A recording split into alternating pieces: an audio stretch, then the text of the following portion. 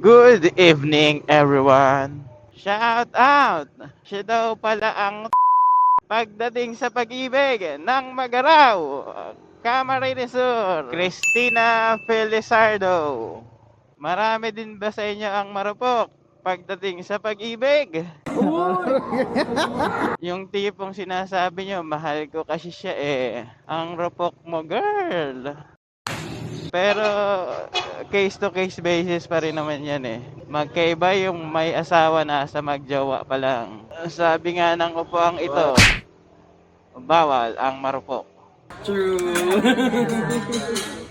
Kaya sa mga gustong magpa-shoutout, comment your name, address, at kung ano ang gusto mong sabihin.